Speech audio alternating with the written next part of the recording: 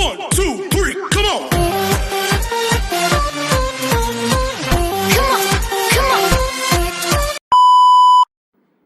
Hello beautiful people! Welcome back to my channel. This is your Mama Sam. Hola mga amigo, amiga, kumare at kumpare. Kamusta kayong lahat? Sana lahat po kayo ay okay at safe ngayong araw na ito. Syempre, kung ako naman ang tatanungin nyo, nakikita naman ninyo ang beauty ng Mama Sam ninyo, fresh overload pa rin, di ba? Ganyan talaga kapag umiinom ka ng maraming vitamin C, plus kumakain ka ng maraming banana. Dahil sa banana, mas nakakaloka ang ganda ng Mama Sam ninyo. Charot! So, kamusta naman kayong lahat? Sana lahat kayo ay okay na okay ngayong araw ng...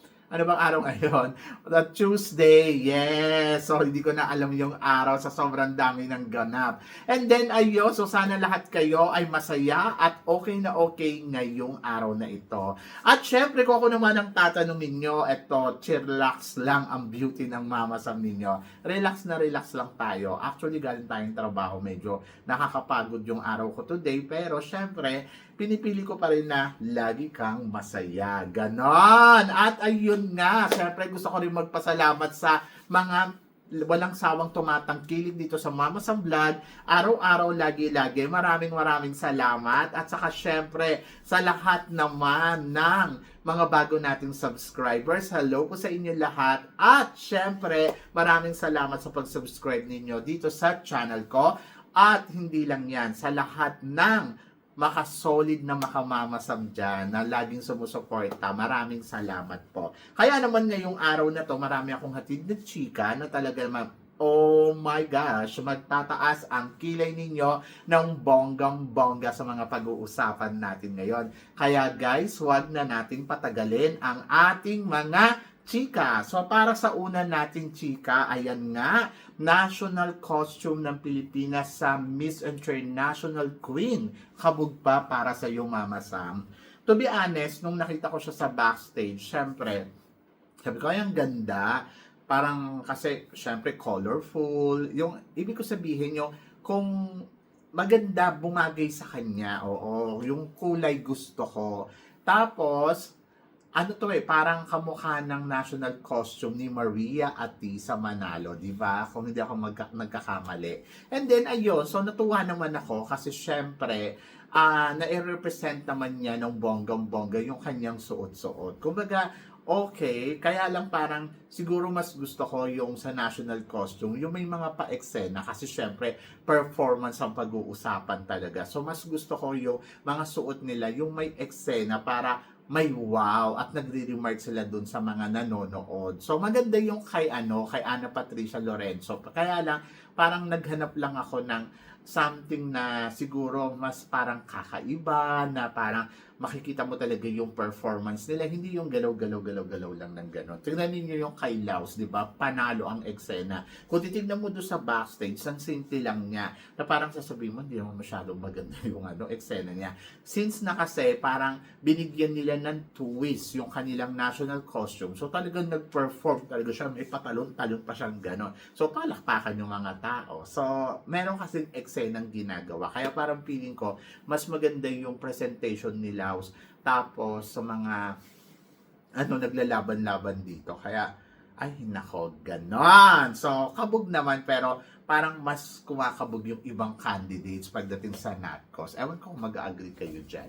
And then, ayun, pagdating naman sa performance para sa talent, syempre nanalo si Miss Laos. Sa totoo lang, yung habang nilalabas yung mga candidates isa-isa, ay nako, hindi talaga ako nagbibideo at inaantok ako sa mga ginagawa nila.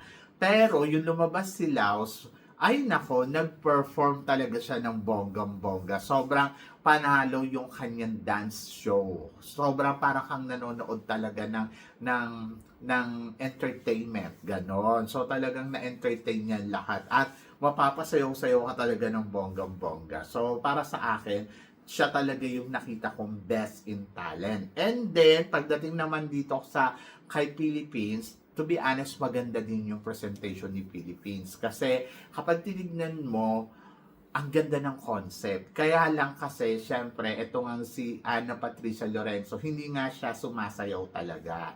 Pero yung nailaban niya yung concept na yon, bongga, napasayaw siya ng todo-todo. Kaya lang nanghahanap ako ng more energy doon sa ginagawa niya. Parang feeling ko kasi, hindi ganong kapalo yung energy sa pagsasayaw. But congratulations pa rin kay Ana Patricia Lorenzo kasi nga nahihataw niya to ng bonggang-bongga. Ganon.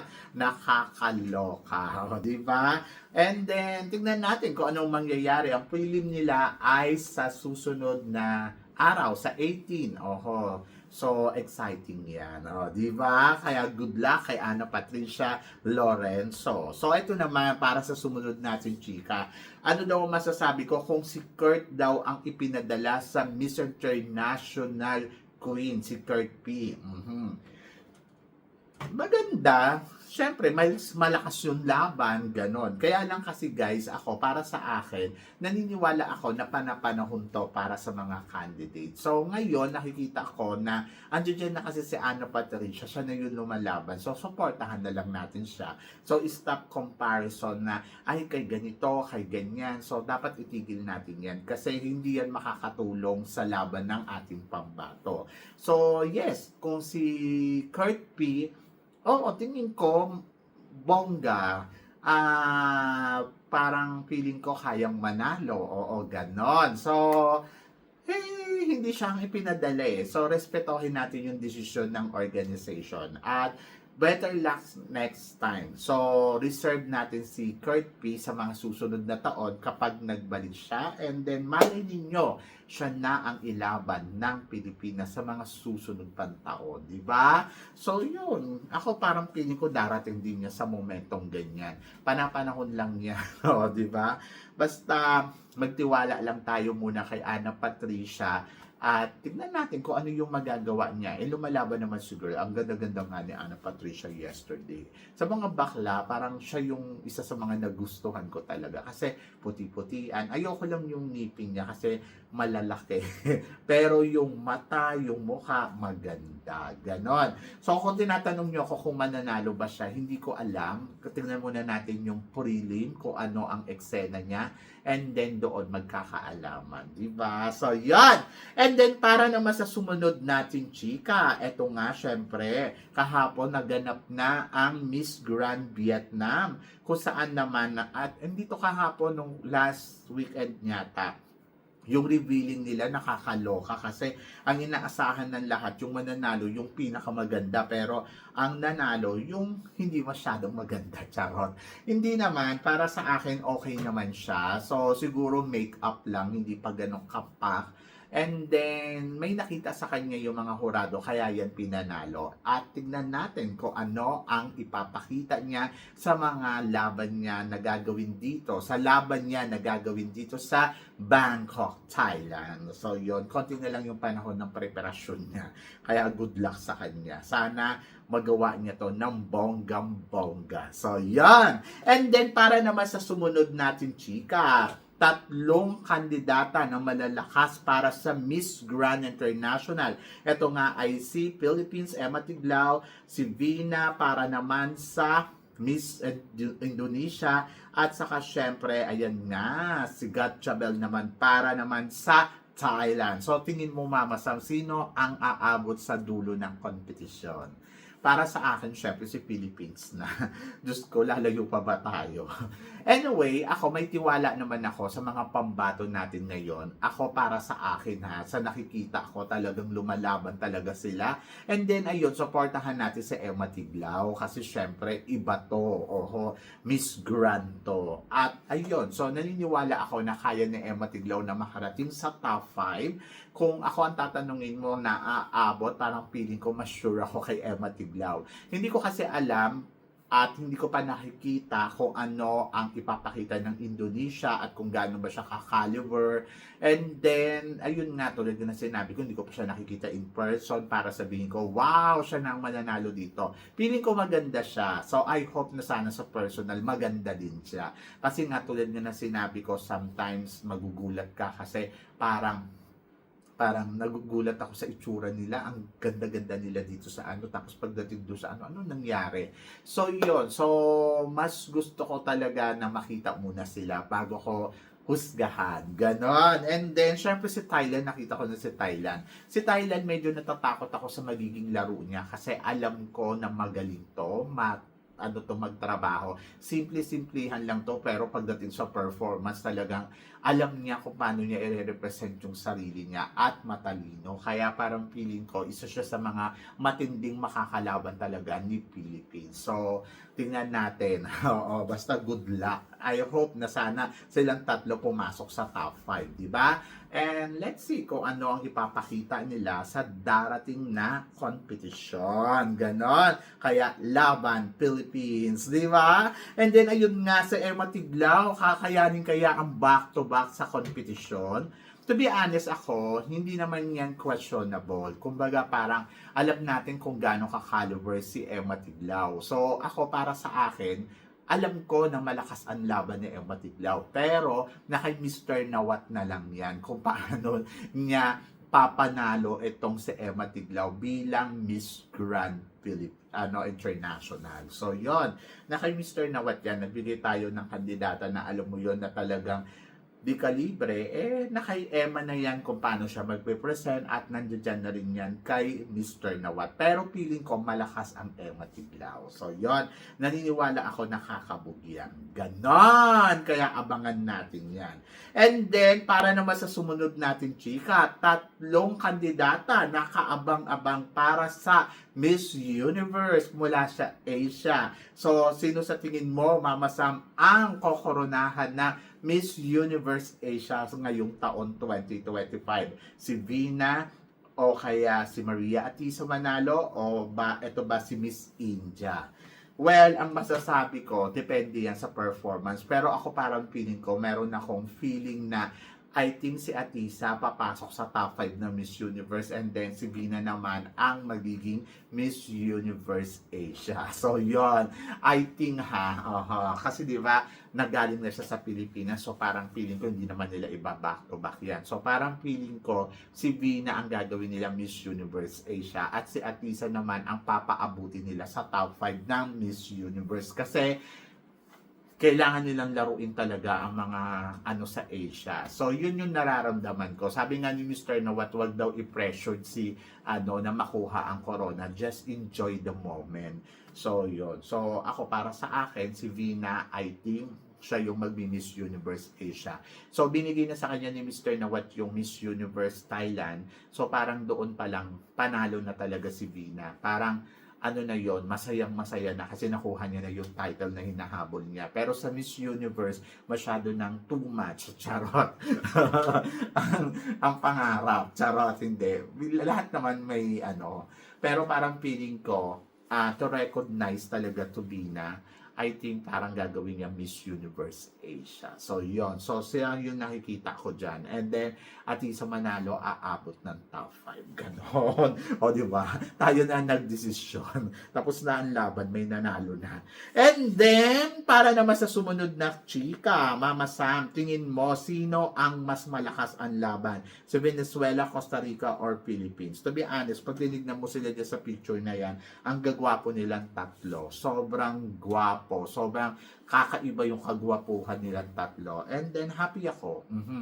Pero, gwapo naman talaga din sila sa personal. Pero sa totoong, pag nakita mo na sila, pinakagwapo talaga dyan, si Kurt. Yes, yung tipong legit na legit. Yung kung ano yung ina-expect mo sa kanyang power, yun din ang makikita mo sa personal. Pero yung dalawa, parang napaglipasan na sila ng panahon. Charot. So, yan. Totoo. Yung parang tipong, gwapo. Pero yung caliber nila, parang tahimik, parang sabi nga ni Venezuela sa akin, yung nakausap ko siya, did you think anong kulang sa akin?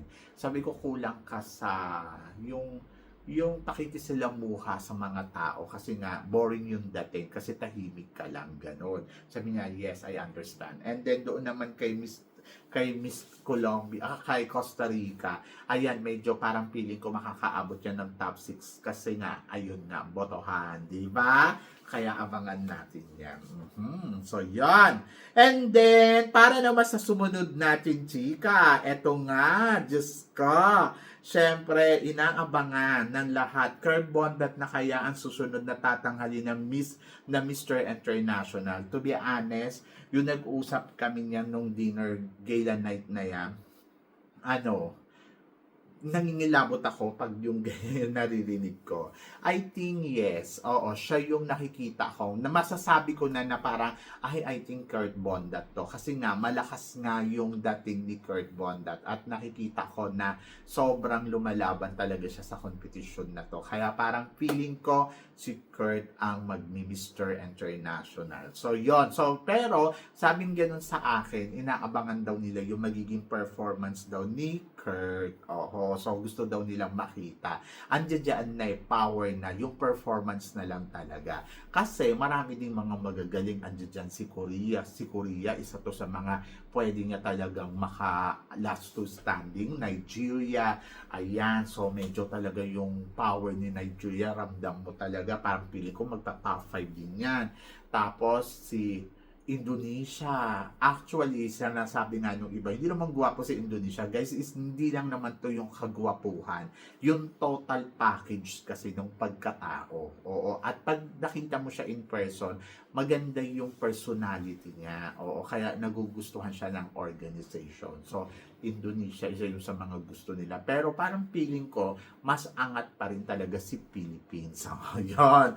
Diba? So, yun. Parang feeling ko, laban na laban dyan si Philippines. And then, ayun. So, para sa sumunod na chika natin, syempre, palaban din yung pambato natin sa sa Miss International Queen. Oo, sinabi niya sa akin na lalaban din siya. Kaya abangan din natin niya sa Saturday na yung coronation. Pero si Kurt, mas nararamdaman ko talaga. Nakita ko na nasabi ko, I think it's Kurt.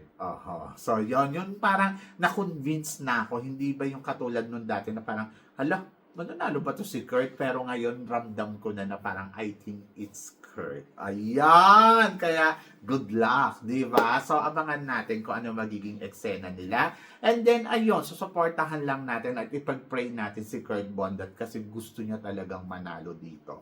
At ayun lang ang masasabi ko, laban, di ba? So, yun. So, guys, ano ang masasabi ninyo dito sa mga pinag-uusapan natin ngayon? Please comment below para at least malaman ko naman kung ano naman ang chika mo dito sa mga tinatalakay natin. Syempre, maraming salamat sa inyong lahat sa suporta at pagmamahal na binibigay ninyo syempre dito sa channel ko. At sa mga hindi pa po nakaka-subscribe, please don't forget to click like and subscribe my channel at i-click nyo na rin po ang notification bell to more updated syempre sa aking mga chika. Sabi ng ganon, always keep smiling and laban lang. So guys, hanggang dito na lang, hanggang sa muli nating chikahan. See you tomorrow. Thank you guys.